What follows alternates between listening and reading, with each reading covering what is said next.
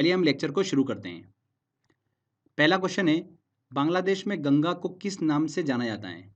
तो बांग्लादेश में देखिए गंगा नदी को पद्मा नदी के नाम से जाना जाता है। तो बी आंसर। सुंदरवन डेल्टा का निर्माण करने वाली नदियां हैं।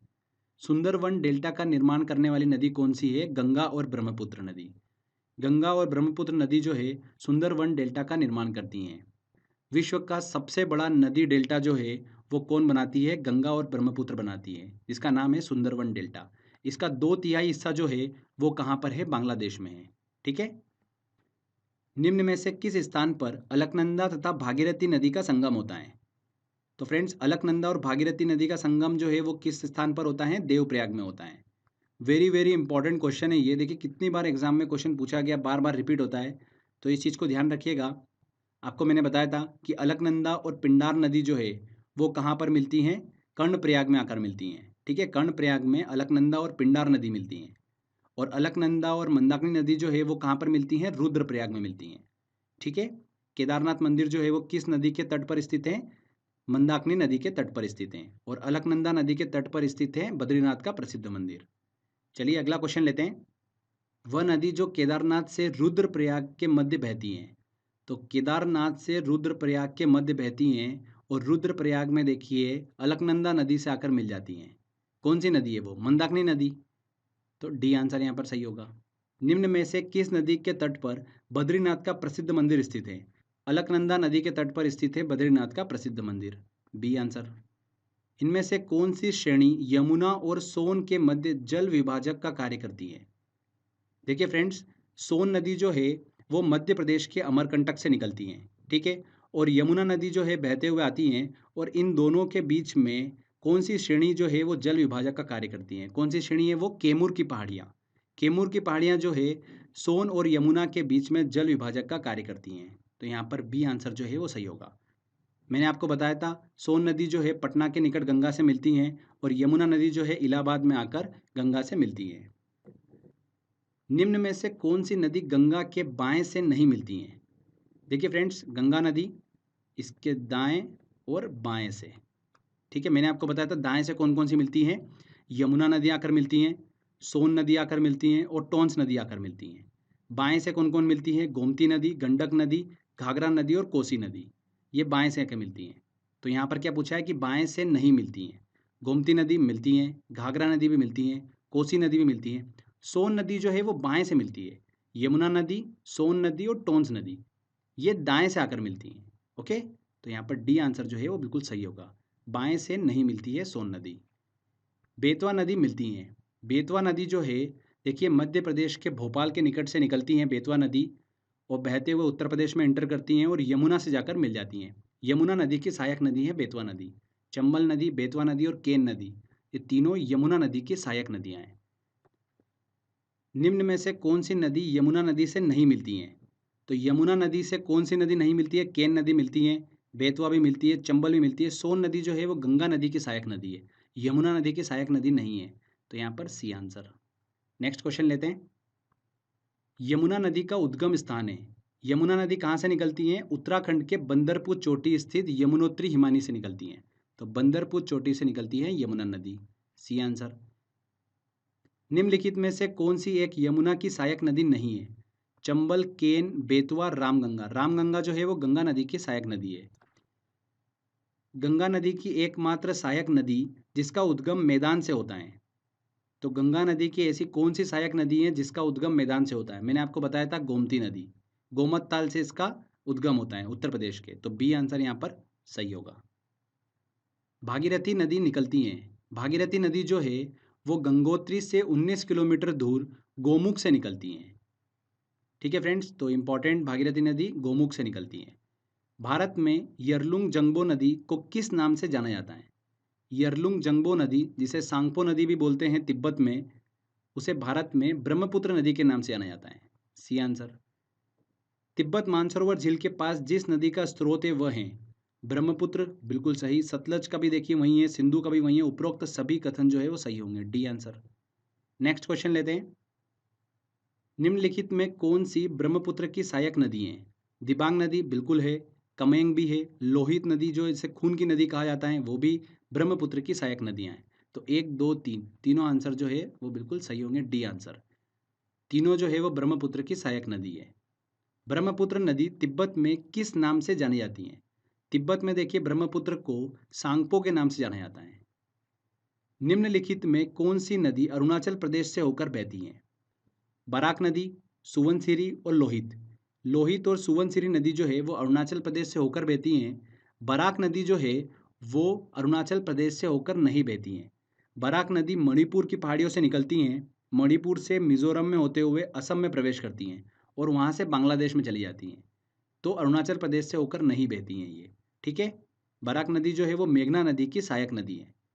तो यहाँ पर सुवनसिरी और लोहित नदी 2 और 3 सी आंसर। चलिए अगला क्वेश्चन लेते हैं। मानस नदी किस नदी की उपनदी है, किस नदी की सहायक नदी है? तो ब्रह्मपुत्र नदी की सहायक नदी है मानस नदी। देखिए फ्रेंड्स, अगर आपने फर्स्ट वाला लेक्चर ध्यान से देखा होगा बिना स्किप करे, तो आप सारे क्वेश्चन को बड़ी आसानी से सॉल्व कर सकते हो। और ये वही क्वेश्चन है जो प्रीवियस ईयर एग्जाम में क्वेश्चन पूछे गए हैं, ठीक है। तो अगर आप इन क्वेश्चंस को इजीली सॉल्व कर पा रहे हो, मतलब आने वाली एग्जाम में अगर रिवर्स से क्वेश्चन आएगा तो आप बड़ी आसानी से क्वेश्चन सॉल्व कर पाओगे। नर्मदा नदी किन पर्वत श्रृंखलाओं के बीच बहती है? तो हमने बात करी थी कि नर्मदा नदी जो है वो भ्रंश घाटी से होते हुए बहती है, मतलब रिफ्ट वैली से होते हुए बहती हैं। इसके एक तरफ है विंध्याचल और एक तरफ है सतपुड़ा। तो सी आंसर, सतपुड़ा और विंध्याचल पर्वत श्रेणियों के बीच बहती है नर्मदा नदी। मध्य प्रदेश की देखिए जीवन रेखा कहा जाता है नर्मदा नदी को। कथन ए जो है, नर्मदा अपने मुहाने पर डेल्टा का निर्माण करती हैं। मुहाना मतलब वह जगह जहाँ पर नदी की धारा समुद्र से मिलती हैं। तो क्या नर्मदा नदी डेल्टा का निर्माण करती हैं? नर्मदा नदी, ताप्ती नदी और मांडवी नदी तो एस्चुरी का निर्माण करती हैं। तो ये कथन तो गलत है। नर्मदा नदी भ्रंश घाटी मतलब रिफ्ट वैली से होकर बहती है, बिल्कुल सही। नर्मदा और ताप्ती दो नदियां जो है ये भ्रंश घाटी रिफ्ट वैली से होते हुए बहती है। यहाँ पर देखिए ए वाला जो है वो असत्य और आर वाला सत्य होगा। तो आर वाला सही पर कथन ए सही नहीं है, तो बी आंसर। निम्न में से कौन सी नदी डेल्टा का निर्माण नहीं करती हैं? डेल्टा का निर्माण कौन सी नदी नहीं करती हैं? महानदी करती हैं, गोदावरी नदी भी करती हैं, कावेरी नदी भी करती हैं, नर्मदा नदी जो है वो एश्वरी का निर्माण करती हैं। C answer. इनमें से कौन सी नदी रिफ्ट वैली से होकर प्रवाहित होती है? कावेरी नदी, यमुना नदी, सोन, ताप्ती। ताप्ती नदी जो है वो रिफ्ट वैली से होकर प्रवाहित होती है। ताप्ती नदी और नर्मदा नदी, डी आंसर। अमरकंटक से कौन सी नदी का उद्गम होता है? दामोदर नदी, महानदी, नर्मदा या ताप्ती? नर्मदा नदी का उद्गम जो है वो अमरकंटक से होता है, नर्मदा और सोन नदी का। पश्चिम की ओर बहने वाली नदियों में कौन सी दो पर्वत श्रेणियों के बीच बहती हैं? तो दो पर्वत श्रेणी सतपुड़ा और विंध्याचल के बीच में कौन सी नदी बहती हैं? नर्मदा नदी बहती हैं और पश्चिम की ओर बहती है नर्मदा नदी। निम्न में से अरब सागर में गिरने वाली नदी हैं। गोदावरी नदी बंगाल की खाड़ी में गिरती हैं। ताप्ती नदी जो है वो कहाँ पर गिरती है? अरब सागर में गिरती हैं। कृष्णा और महानदी जो है ये कहाँ पर गिरती है? बंगाल की खाड़ी में गिरती है। तो यहाँ पर अरब सागर में पूछा है, तो बी आंसर। उपयुक्त में कौन सी गोदावरी की सहायक नदियाँ हैं? देखिए गोदावरी की सहायक नदियाँ कौन कौन सी हैं? इंद्रावती बिल्कुल है, प्रणहिता भी है। पेन्नार नदी जो है ये गोदावरी नदी की सहायक नदी नहीं है। वंशधारा नदी भी गोदावरी नदी की सहायक नदी नहीं है। तो यहाँ पर 2 और 3, इंद्रावती और प्रणहिता गोदावरी नदी की सहायक नदियाँ हैं। तो यहाँ पर बी आंसर। चलिए अगला क्वेश्चन लेते हैं। प्रायद्वीपीय भारत की सबसे लंबी नदी है। प्रायद्वीपीय भारत की सबसे लंबी नदी कौन सी है? यहाँ पर गोदावरी नदी, ठीक है। वर्ड को ध्यान रखिएगा, प्रायद्वीपीय पूछा है, भारत की नहीं पूछा है। तो प्रायद्वीपीय भारत की सबसे लंबी नदी गोदावरी नदी।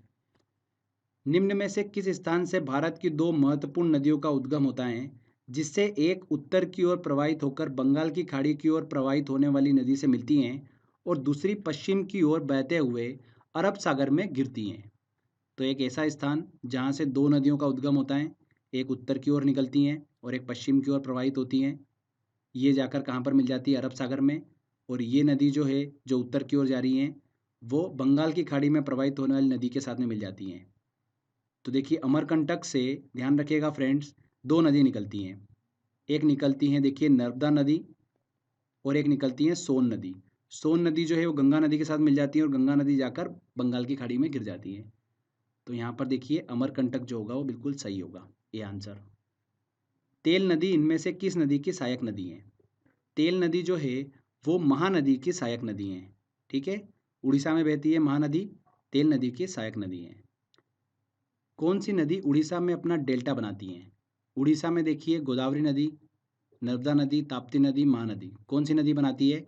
महानदी जो है वो उड़ीसा में डेल्टा का निर्माण करती हैं। बंगाल की खाड़ी में मिलने से पहले डेल्टा जो है वो महानदी बनाती हैं। निम्न में से कौन सी नदी एस्चुरी ज्वारनदमुख नहीं बनाती हैं? नर्मदा बनाती हैं, ताप्ती भी बनाती है, मांडवी नदी जो गोवा में बहती है वो भी बनाती हैं। महानदी जो है ये डेल्टा का निर्माण करती हैं, तो ये एस्चुरी नहीं बनाती हैं। B answer. दक्षिण भारत की नदियां निम्न में से कौन सा अपवाह तंत्र रखती हैं?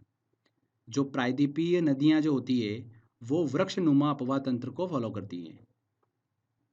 कावेरी नदी का उद्गम स्थान है। कावेरी नदी जो है वो कहाँ से निकलती हैं? ब्रह्मगिरी पहाड़ी से निकलती हैं और बंगाल की खाड़ी में जाकर मिल जाती हैं। तो ब्रह्मगिरी पहाड़ी से निकलती हैं कावेरी नदी। निम्नलिखित नदियों में से किसको दक्षिण की गंगा कहा जाता है? कावेरी नदी को कहा जाता है दक्षिण की गंगा। नदियों की लंबाई के अवरोही क्रम डिसेंडिंग ऑर्डर में गोदावरी, महानदी, नर्मदा, ताप्ती का सही क्रम है। तो देखिए यहाँ पर डिसेंडिंग ऑर्डर में देखना है हमको लंबाई के, तो सबसे पहले सबसे लंबी नदी आएगा। तो इनमें देखिए सबसे लंबी नदी कौन सी होगी? गोदावरी नदी। तो ए और बी आंसर देखिए यहाँ पर। उसके बाद महानदी, नर्मदा, ताप्ती, इनमें से देखिए सेकंड नंबर पे कौन सी आएगी? नर्मदा नदी आएगी।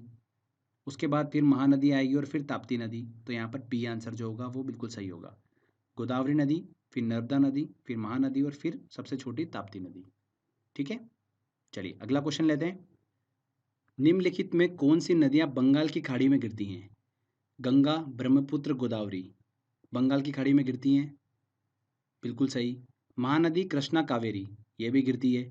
लूनी, नर्मदा, ताप्ती, ये तो अरब सागर में गिरती हैं। तो यहाँ पर ए और बी दोनों, डी आंसर। दामोदर जिसकी सहायक नदी है वह हैं। दामोदर नदी जो है वो देखिए फरक्का से जो गंगा नदी दो धाराओं में बढ़ती हैं, हुगली और भागीरथी, तो हुगली नदी में आकर मिलती हैं दामोदर नदी। दामोदर नदी निकलती हैं, दामोदर नदी कहाँ से निकलती हैं? देखिए छोटा नागपुर के पठार से निकलती हैं दामोदर नदी, झारखंड स्थित छोटा नागपुर के पठार से। दामोदर नदी में आने वाली अचानक बाढ़ के कारण इसे बंगाल का अभिशाप भी कहा जाता है और प्रदूषण के कारण इस नदी को जैविक मरुस्थल के नाम से भी जाना जाता है, दामोदर नदी को। ठीक है, छोटा नागपुर पठार से निकलती हैं। चलिए अगला क्वेश्चन लेते हैं। निम्न नदियों में से कौन सी नदी अपने मार्ग परिवर्तन करने के लिए प्रसिद्ध है? तो कौन सी नदी अपने मार्ग परिवर्तन करने के लिए प्रसिद्ध है? कोसी नदी। बिहार का शोक कहा जाता है कोसी नदी को, गंगा नदी की सहायक नदी है, अपना मार्ग परिवर्तन करने के लिए प्रसिद्ध है। निम्न में से किस नदी का उद्गम स्थल भारत में नहीं है? तो कौन सी नदी का? देखिए व्यास नदी भारत में से निकलती हैं, चिनाब नदी भी निकलती हैं, रावी भी निकलती हैं। सतलज नदी जो है वो तिब्बत स्थित मानसरोवर के निकट से निकलती हैं, तो भारत में नहीं है। कपिली निम्न में से किसकी सहायक नदी है? कपिली जो है वो ब्रह्मपुत्र की सहायक नदी है, हमने डिस्कस करा था, इंपॉर्टेंट है क्वेश्चन ये। चलिए अगला क्वेश्चन लेते हैं। निम्न में से कौन सी नदी मध्य प्रदेश से निकलती हैं और खंबात की खाड़ी में गिरती हैं? तो मध्य प्रदेश से कौन सी नदी निकलती हैं? देखिए माही नदी जो है वो मध्य प्रदेश से निकलती हैं और खंबात की खाड़ी में जाकर गिर जाती हैं। कालिंदी नदी का दूसरा नाम है, कालिंदी नदी का देखिए दूसरा नाम क्या है? यमुना नदी। यमुना नदी का प्राचीन नाम क्या है? कालिंदी नदी है। तो यहाँ पर सी आंसर। एनटीपीसी 2016 में क्वेश्चन पूछा गया था। निम्न में से कौन सा कथन भारतीय नदियों के विषय में सत्य नहीं है? हिमालयी नदी सदाबहार है, बिल्कुल सही। हिमालयी नदियाँ जो होती है वो सदाबहार होती हैं। प्रायद्वीपीय नदियाँ मौसमी होती हैं, बिल्कुल सही। हिमालयी नदियाँ बहुत छोटे डेल्टा का निर्माण करती हैं, बिल्कुल गलत। हिमालयी नदियाँ जो है वो बहुत बड़े डेल्टा का निर्माण करती हैं। प्रायद्वीपीय नदियों में पानी की मात्रा कम होती है, बिल्कुल सही। तो यहाँ पर देखिए सी वाला कथन जो है वो सत्य नहीं है, तो यहाँ पर सी आंसर सही होगा। हिमालयी नदियाँ जो है वो बहुत बड़े डेल्टा का निर्माण करती हैं। एग्जाम्पल आपके सामने है, गंगा नदी बहुत बड़े डेल्टा का निर्माण करती हैं। कावेरी नदी गिरती हैं, कावेरी नदी कहाँ पर गिरती हैं? बंगाल की खाड़ी में गिरती हैं। कहाँ से निकलती हैं कावेरी नदी? ब्रह्मगिरी पहाड़ी से निकलती हैं और बंगाल की खाड़ी में जाकर गिर जाती हैं। भारत और नेपाल के मध्य कौन सी नदी सीमा बनाती हैं? तो हमने डिस्कस करा था काली नदी, जिसे शारदा नदी कहते हैं, काली गंगा भी कहते हैं इसे। भारत और नेपाल के मध्य जो है पूर्व की तरफ ये अंतर्राष्ट्रीय सीमा बनाती है, तो काली नदी, सी आंसर। खारी नदी जिस अपवाह तंत्र का अंग है वह है। देखिए ये भी इंपॉर्टेंट क्वेश्चन है। खारी नदी जो है ये चंबल की सहायक नदी है, ठीक है। अब चंबल नदी जो बहते हुए कहाँ मिल जाती है, ये यमुना नदी में आकर मिल जाती है, और यमुना नदी जाकर मिल जाती है गंगा नदी में, और गंगा नदी चली जाती है एंड में बंगाल की खाड़ी में। तो बंगाल की खाड़ी का अपवाह तंत्र है ये, तो यहाँ पर डी आंसर सही होगा। ओके फ्रेंड्स, भारत की किस नदी को जैविक मरुस्थल कहते हैं? जैविक मरुस्थल किसे कहा जाता है? मैंने आपको बताया था दामोदर नदी को कहा जाता है। प्रदूषण के कारण इसे जैविक मरुस्थल के नाम से जाना जाता है। इनमें से कौन सी नदी कच्छ के रण में समाहित होती है?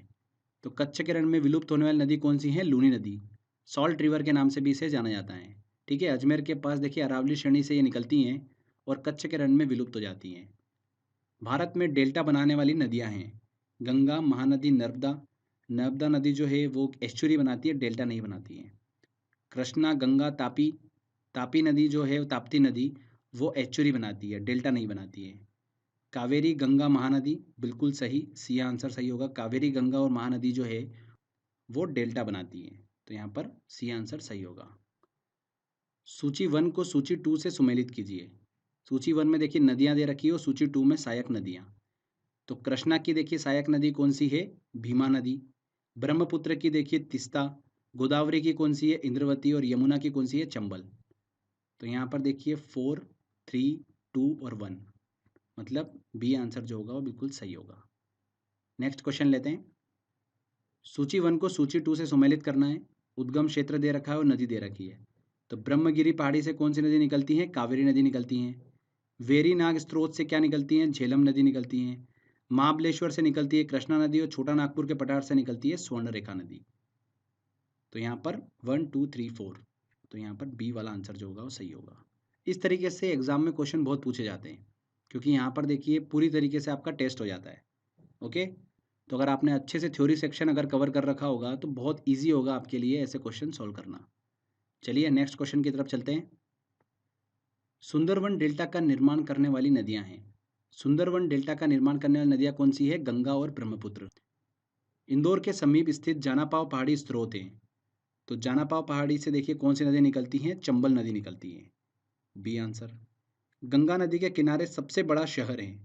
गंगा नदी के किनारे बसा सबसे बड़ा शहर जो है वो कौन सा है? कानपुर है। नेक्स्ट क्वेश्चन लेते हैं।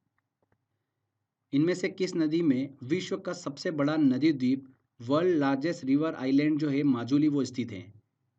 किस नदी में देखिए, किस नदी में स्थित है ये? ब्रह्मपुत्र नदी में स्थित है माजुली। कहाँ पर? असम में। तो ये इंपॉर्टेंट क्वेश्चन है, देखिए ये आने वाली एग्जाम में पूछा जा सकता है, इस चीज़ को आप ध्यान रखिएगा। तो यहाँ पर देखिए फ्रेंड्स, हमने रिवर से रिलेटेड जो लास्ट ईयर एग्जाम में क्वेश्चन पूछे गए हैं वो सारे क्वेश्चन हमने अच्छे से सॉल्व करे, और सारे क्वेश्चन बड़ी आसानी से हम सॉल्व कर पाएँ। आई होप आपने भी सारे क्वेश्चन जो है अच्छे से सॉल्व कर लिए होंगे।